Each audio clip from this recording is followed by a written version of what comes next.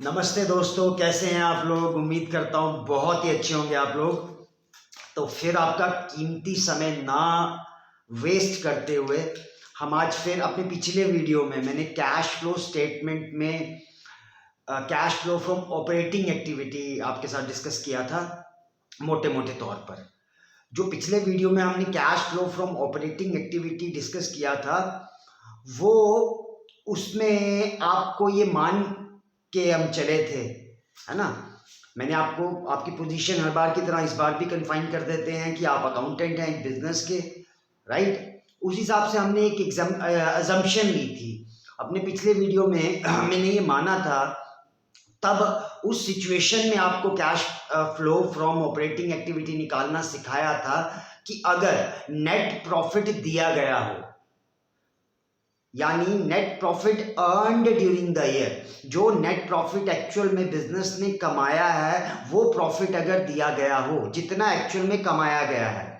Right. अगर वो net profit दिया गया हो, यानी कि मैंने आपको एक एग्जांपल लिख के प्रॉफिट एंड लॉस अकाउंट बना के दिखाया था उसमें,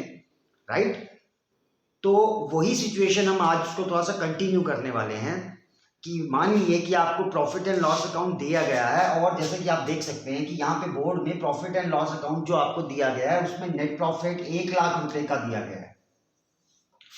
राइट। तो पिछले वीडियो में हमने cash flow from operating activity को समझने की कोशिश की थी कि अगर प्रॉफिट एंड लॉस अकाउंट दिया गया हो और जो net profit earned during the year है, जितना नेट प्रॉफिट बिजनेस ने एक्चुअल में कमाया वो अगर दिया गया हो, तो फिर उसमें किस किस्म की एडजस्टमेंट अगर हम करते हैं तो हमारा cash flow from operating activity निकल के आता है। उसमें थोड़ा सा मैं आपको रिमाइंड करवाना चाहूंगा कि अगर नेट प्रॉफिट इज गिवन, कौन सा वाला, जो बिजनेस ने एक्चुअल में कमाया उस साल, अगर वो प्रॉफिट दिया गया हो तो आपको पता है non operating and non cash items की एडजस्टमेंट करनी पड़ती है। थोड़ा सा और रिमाइंड करवा दूं, नेट प्रॉफिट जो दिया गया होता है उसमें से माइनस किया जाता है non operating and non cash item credited to profit and loss account. यानी जब वो नेट प्रॉफिट कैलकुलेट किया गया था उस टाइम पे अगर प्रॉफिट एंड लॉस के क्रेडिट वाली साइड में कोई भी ऐसी इनकम ली गई थी जो नॉन ऑपरेटिंग इनकम थी, या जिसे आप कह सकते हैं इनकम फ्रॉम अदर सोर्सेस, तो उसको माइनस किया जाता है। और अगर नेट प्रॉफिट कैलकुलेट करते वक्त जो प्रॉफिट एंड लॉस बनाया गया है उसमें अगर कुछ खर्चे या एक्सपेंसेस इस तरीके के दिखाए गए हैं जिनका नेचर या तो नॉन ऑपरेटिंग है या नॉन कैश है, तो उनको ऐड किया जाता था। और उसके बाद करंट एसेट और करंट लाइबिलिटी की एडजस्टमेंट भी, उसमें करंट एसेट और करंट लाइबिलिटी में जो इनफ्लो और आउटफ्लो होता है वो भी उसी प्रॉफिट में, जो कि non operating and non cash की एडजस्टमेंट के बाद वैल्यू आती थी, उसी में करंट एसेट और करंट लाइबिलिटी में होने वाला इनफ्लो और आउटफ्लो रिकॉर्ड किया जाता था। ये पूरा जो आपका बुक के हिसाब से फॉर्मेट है, ये हमारे अगले वीडियो में आप बिल्कुल आसान लगेगा, आप अरे ये तो वैसा ही फॉर्मेट है। तो मैं उस फॉर्मेट के को बाय पार्ट आपको समझाने की कोशिश कर रहा हूँ कि क्यों, अगर वहां पे फॉर्मेट में आपको बताया गया कि ये वाली आइटम्स को ऐड करना है या ये वाली आइटम्स को माइनस करना है, तो हम थोड़ा उनकी गहराई में जाने की कोशिश कर रहे थे। Non operating and non cash item का मैंने पिछले वीडियो में बहुत अच्छे तरीके से समझाने की कोशिश की है, राइट। तो वो सिचुएशन तब थी, ऐसा तब होगा जब net profit earned during the year दिया गया हो या प्रॉफिट एंड लॉस अकाउंट आपको दिया गया हो। उस सिचुएशन में क्या करना है ये आप पिछले वीडियो में देख सकते हैं। बट क्या हो अगर प्रॉफिट एंड लॉस अकाउंट ना दिया गया हो, ये non operating and non cash items की एडजस्टमेंट्स तो उस प्रॉफिट में होने वाली है ना जो बिजनेस ने एक्चुअल में कमाया था, यानी profit net profit as per profit and loss account, right. तो क्या हो अगर प्रॉफिट एंड लॉस अकाउंट दिया ना गया हो या वो प्रॉफिट ना दिया गया हो जो बिजनेस ने एक्चुअल में कमाया था, जबकि प्रॉफिट वो दिया गया हो जो जितना कमाया गया था उसमें से सारी एप्रोप्रिएशन ड्यूरिंग द ईयर, यानी उस प्रॉफिट का जितना भी पॉसिबल डिस्ट्रीब्यूशन हो सकता था वो करने के बाद जो प्रॉफिट बचा और फाइनली उसे ट्रांसफर कर दिया गया बैलेंस शीट में अंडर रिजर्व एंड सरप्लस, और आपकी जानकारी के लिए मैं बता दूं, जब भी कैश फ्लो स्टेटमेंट का क्वेश्चन आपको दिया जाएगा उस सिचुएशन में आपको देखने को मिलेगा कि प्रॉफिट एंड लॉस अकाउंट आपको नहीं दिया गया होगा, वहां आपको बैलेंस शीट दी गई होगी और बैलेंस शीट में अंडर रिजर्व एंड सरप्लस उसके नीचे, जैसे यहां पे आपको देखने को मिल रहा है, हमने छोटी सा, हमारा बोर्ड थोड़ा सा छोटा है तो हमको उसी में एडजस्ट करने की मैं कोशिश करता हूं। हम कोशिश करेंगे बहुत जल्दी बड़ा बोर्ड आ जाए और इसी सेशन में ही आ जाए, क्योंकि हमारा इस सेशन का टारगेट 100 आउट ऑफ 100 का है। तो दोबारा क्वेश्चन की तरफ चलते हैं। एक छोटी सी मैंने बैलेंस शीट वहां पे बनाई है, उसमें जगह कम होने की वजह से हमने सिर्फ रिजर्व एंड सरप्लस को लिया है। उसमें हम देख सकते हैं कि balance in profit and loss account is given, जो कि 2010 में 1 लाख रुपए था और 2011 में उसका बैलेंस 1.5 लाख रुपए है। तो एक्चुअल में जो क्वेश्चन कैश फ्लो स्टेटमेंट का आप लोगों को एग्जाम में आएगा उसमें आपको प्रॉफिट एंड लॉस अकाउंट नहीं दिया गया होगा। कहने का मतलब जो बिजनेस ने प्रॉफिट एक्चुअल में कमाया था वो आपको नहीं दिया गया होगा। पिछले वीडियो में आप ये तो समझ गए होंगे कि अगर ये प्रॉफिट दिया गया हो, net profit as per profit and loss account, जितना एक्चुअल में बिजनेस ने प्रॉफिट कमाया था अगर वो दिया गया हो तो उसके बाद नॉन ऑपरेटिंग की एडजस्टमेंट कैसे करनी है और उसके बाद करंट एसेट और करंट लायबिलिटी की एडजस्टमेंट कैसे करनी है, ये मेरे पिछले वीडियो में आपको मदद मिल सकती है। बट हम उस सिचुएशन की बात कर रहे हैं जो एक्चुअल में होने वाली है, यानी कि आपको प्रॉफिट एंड लॉस अकाउंट नहीं दिया गया है, आपको बैलेंस शीट दी गई है और उस बैलेंस शीट के अंडर जो एक आइटम है रिजर्व एंड सरप्लस, उसके under profit and loss account के बैलेंसेस आपको दिए गए हैं 2 सालों के, 2010 के भी और 2011 के भी। यानी यहां पे बात हो रही है उस प्रॉफिट की जो एक्चुअल में कमाया गया, वो प्रॉफिट नहीं, उसमें से जितनी भी appropriation during the year business ने करी है, यानी जितना प्रॉफिट कमाया गया था उसमें से जितना उसका डिस्ट्रीब्यूशन उस साल किया जा चुका है, या उस प्रॉफिट में से डिस्ट्रीब्यूशन के लिए जो पैसा साइड पे निकाला जा चुका है, उसके बाद फाइनली सारी एप्रोप्रिएशन करने के बाद जो प्रॉफिट बचता है उसे ट्रांसफर किया जाता है बैलेंस शीट में अंडर रिजर्व एंड सरप्लस। जो यहां पे आपको दिख रहा है पिछले साल उस बैलेंस का, उस प्रॉफिट एंड लॉस अकाउंट का जो बैलेंस था उसका पिछले साल का फिगर 2010 का फिगर 1 लाख था और 2011 का यानी कि करंट ईयर का वो फिगर 1.5 लाख का शो कर रहा है। तो यहां से हम कौन सा प्रॉफिट जान सकते हैं? यहां से हम वो प्रॉफिट यानी बैलेंस शीट से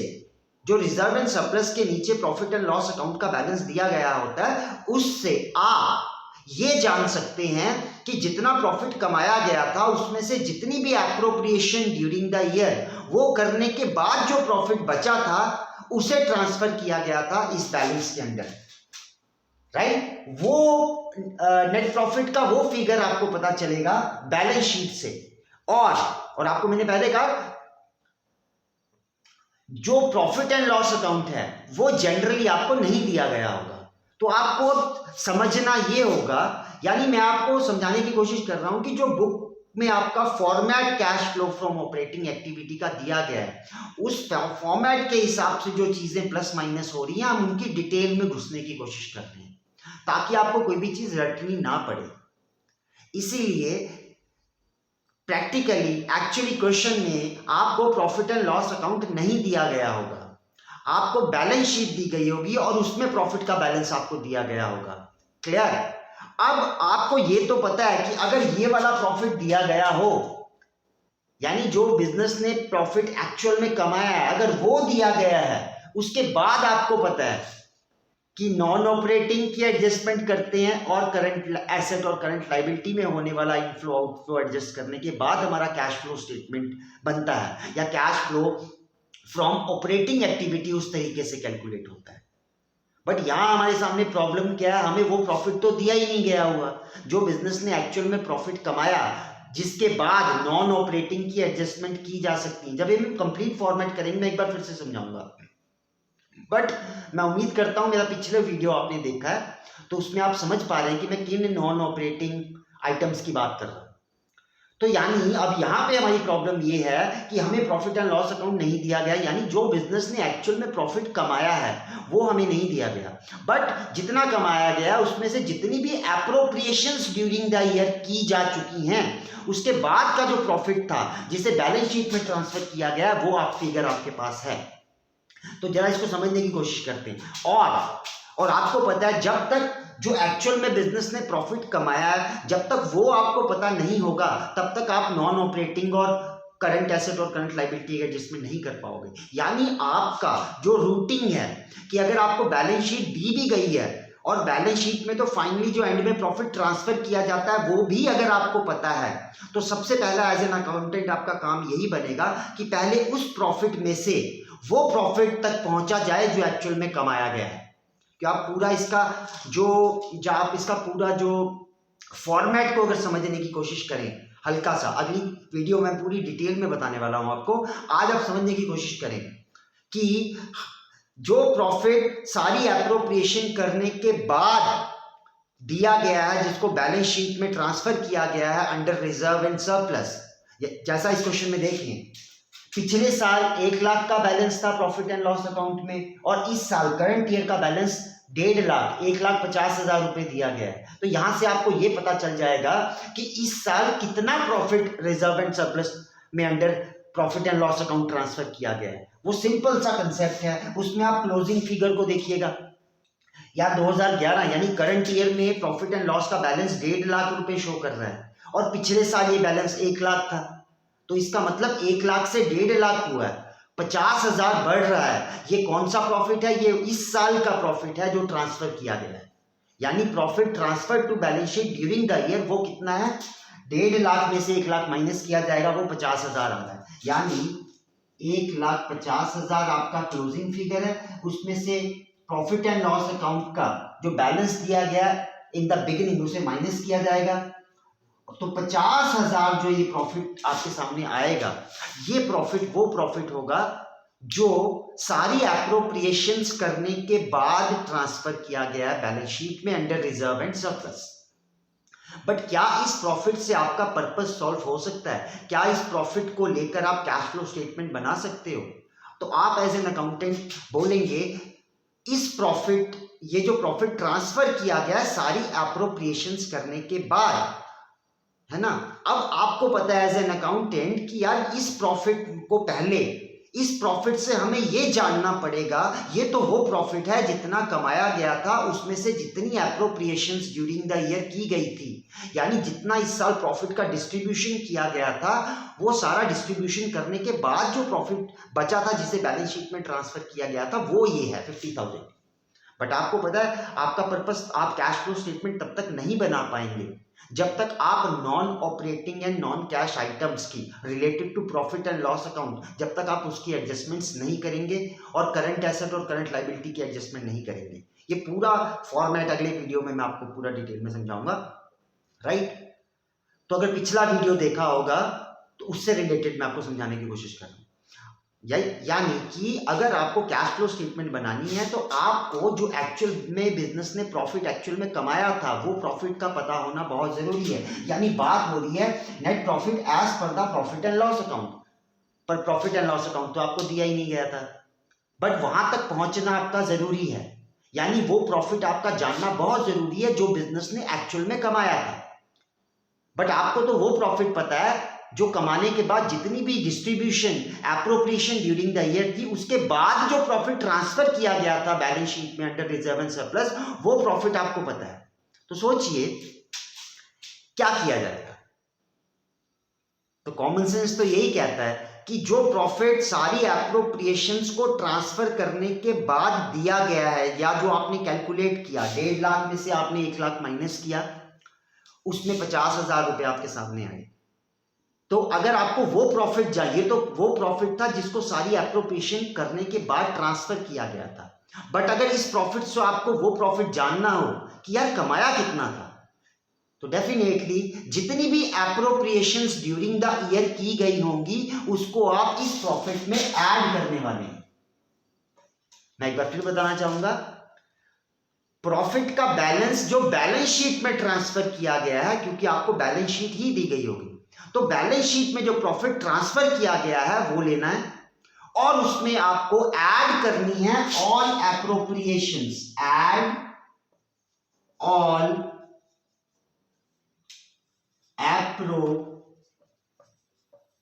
appropriations made during the year. Clear? तो जो प्रॉफिट बैलेंस शीट में ट्रांसफर किया गया है, क्योंकि आपको बैलेंस शीट इज गिवन, तो बैलेंस शीट में आपको जो रिजर्व एंड सरप्लस के under profit and loss account के बैलेंसेस दिए गए होंगे करंट ईयर के भी और प्रीवियस ईयर के भी। तो करंट ईयर में से आप प्रीवियस ईयर का बैलेंस को माइनस करेंगे तो वो प्रॉफिट आएगा जो एप्रोप्रिएशंस के बाद ट्रांसफर किया गया था P&L अकाउंट में, बैलेंस शीट में। बट आपको चाहिए भाई एक्चुअल में कितना कमाया था, तो डेफिनेटली जितनी भी आपने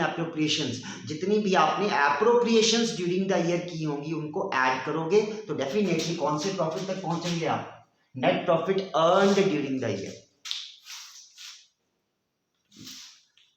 तो मैं उम्मीद करता हूं कि आपको ये हल्का सा कंसेप्ट समझ में आया होगा कि एज एन अकाउंटेंट अगर आपको cash flow from operating activity निकालना है या cash flow from operating activity आपको कैलकुलेट करना है तो सबसे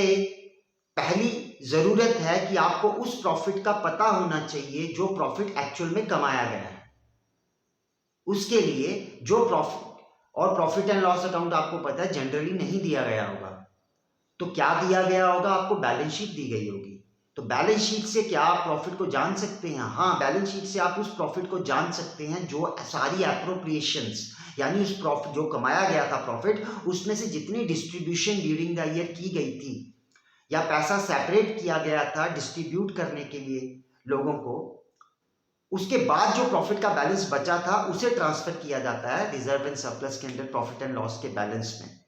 तो एज एन अकाउंटेंट आपका सबसे पहला काम यही है कि आप उस प्रॉफिट से उस प्रॉफिट तक पहुंचे जो एक्चुअल में कमाया गया था। जब आप उस प्रॉफिट तक पहुंच जाते हैं जो एक्चुअल में कमाया गया था, फिर आपको पता है उसके बाद non operating and non cash items and current asset और करंट लाइबिलिटी के इनफ्लो और आउटफ्लो को अगर आप एडजस्ट करते हैं तो आप आसानी से cash flow from operating activity निकाल सकते हैं, राइट। तो ये दो पार्ट्स में, तो अब सिंपल सा आज वाला कंसेप्ट मैं उम्मीद करता हूं आपको समझ में आया होगा कि अगर आपको प्रॉफिट एंड लॉस अकाउंट ना दिया गया हो, है ना, क्योंकि आपको पता है जो नॉन ऑपरेटिंग और नॉन कैश आइटम्स की एडजस्टमेंट आपको करनी पड़ेगी वो तो उसी प्रॉफिट में हो सकता है जो प्रॉफिट कमाया गया हो, यानी net profit as per profit and loss account. तो आज का हमारा वीडियो सिर्फ इतनी सी इंफॉर्मेशन आप तक पहुंचाने के लिए था कि अगर वो प्रॉफिट ना भी दिया गया हो जिसमें आपने non operating and non cash items को प्लस या माइनस करना है, वो पिछले वीडियो में आप देख सकते हैं, तो उस प्रॉफिट तक कैसे पहुंचा जा सकता है। या अगर मैं आपको बोलूं कि प्रॉफिट एंड लॉस अकाउंट नहीं दिया गया तो फिर भी आप ये कैसे जान सकते हैं कि net profit earned during the year कितना था। तो उसका सिंपल सा कंसेप्ट मैंने आपके साथ डिस्कस किया कि जो आपको प्रॉफिट का बैलेंस दिया गया है और डेफिनेटली आपको बैलेंस शीट दी गई होगी, उसमें रिजर्व एंड सरप्लस के under balance in profit and loss account दिए गए होंगे 2 सालों के, प्रीवियस ईयर का भी और करंट ईयर का भी। तो सबसे पहले वो प्रॉफिट का जो बैलेंस ट्रांसफर किया गया है सारी एप्रोप्रिएशन करने के बाद फिलहाल उसको लीजिए, यानी closing balance minus opening balance, जैसे हमने यहाँ पे किया है। 1.5 लाख आपका क्लोजिंग बैलेंस 2011 में था और 1 लाख आपका बैलेंस प्रॉफिट का वो 2010 में था। तो 1.5 लाख में से 1 लाख आपने माइनस किया तो 50,000 वो प्रॉफिट आ गया जो सारी एप्रोप्रिएशन के बाद ट्रांसफर किया गया था, राइट। अब आपको पहुंचना है कौन से प्रॉफिट में, जो कमाया गया है, यानी net profit as per profit and loss account कितना था। ये तो वो था जो ट्रांसफर किया गया था, बट एक्चुअल में कमाया कितना गया था। तो सिंपल है, जितनी भी एप्रोप्रिएशंस ड्यूरिंग द ईयर की गई हैं उनको ऐड अगर कर दिया जाएगा तो डेफिनेटली आप उस प्रॉफिट तक पहुंच जाएंगे जो प्रॉफिट एक्चुअल में कमाया गया है। तो जब इस प्रॉफिट तक आप पहुंच जाएंगे तो उसके बाद आपने नॉन ऑपरेटिंग इनकम्स को माइनस करना है और non operating and non cash items यानी expenses which are debited to profit and loss account उनको प्लस करना है और उसके बाद करंट एसेट और करंट लाइबिलिटी में जो इनफ्लो और आउटफ्लो हो रहा होगा, इनफ्लो को ऐड करना है, आउटफ्लो को माइनस करना है। तो इस तरीके से आपका cash flow from operating activity आसानी से निकल जाएगा। अब अगले वीडियो में हम cash flow from operating activity को एक बार फिर से समझने की कोशिश करेंगे as per the format given in your book, कि आपकी बुक में जो cash flow from operating activity निकालने का पूरा फॉर्मेट दिया गया है। अब देखिएगा, आपने मुझे लग रहा है बाकी टीचर्स से या बाकी वीडियोस में कैश फ्लो स्टेटमेंट को समझने की कोशिश जरूर की होगी आपके class teachers, but I am pretty sure आपको कहीं ना कहीं कुछ चीज़ों को वहां पे रटना पड़ा होगा जरूर। बट मैं आपसे प्रॉमिस करता हूं कि अगले वीडियो में जैसे ही हम आपके उस मेन फॉर्मेट को डिस्कस करेंगे तो आपको एक आइटम भी ऐसी नहीं महसूस होगी कि आपको ये अंदर से आवाज आई यार ये तो रटना पड़ेगा, नेवर। क्योंकि वो सारी चीजें जो उस फॉर्मेट के बीच में इस्तेमाल की जा रही हैं वो हमने 2 पार्ट में ऑलरेडी आपको अच्छे तरीके से समझा दिया है। तो मेरा रिक्वेस्ट है कि इससे पिछला वीडियो जो हमने कैश फ्लो स्टेटमेंट पे बनाया है फ्रॉम, उसमें मेंशन किया गया है cash flow from operating activity, है ना, तो उस वीडियो को आप जरूर देखें ताकि आज और पिछले वीडियो का कनेक्शन आपको समझ में आए, ताकि जो अब हमारा अगला वीडियो एक as per the format given in your books उस हिसाब से जो हम डिस्कस करने वाले हैं उसको आपको समझने में कोई दिक्कत या परेशानी ना आए। तो मैं उम्मीद करता हूं ये वीडियोस आपके टेस्ट के हिसाब से बनाए जा रहे हैं, आपके काम के हिसाब से बनाए जा रहे हैं। ज़्यादा से ज़्यादा बच्चों को इन वीडियोस की ज़रूरत है जो अपनी ट्यूशन फी नहीं दे सकते या वो 100 आउट ऑफ 100 करना तो चाहते हैं बट है ना इतनी डेप्थ में जाके कंसेप्ट आपके वाई को क्लियर किया जा रहा है यहाँ पे। तो हमारा फोकस हमेशा रहेगा कि मैं आपके कारण मतलब क्लियर कर पाऊं, आपको कोई भी चीज रटनी ना पड़े, राइट। तो समझ, इसीलिए हम बहुत डेप्थ में जाने की कोशिश कर रहे हैं, हर एक चीज के पीछे के कारण को खत्म करने की, कारण समझाने की कोशिश की जा रही है ताकि एक भी नंबर गलती से भी आपका कटने ना पाए। तो अगर मेरी किसी कोशिश में कोई कमी है तो कमेंट बॉक्स में मुझे जरूर मेरे नोटिस में लेके आए, हम जरूर कोशिश करेंगे उस कमी को दूर करने की ताकि हमारी वीडियोस में ज्यादा से ज्यादा क्वालिटी ऐड हो सके। Thank you.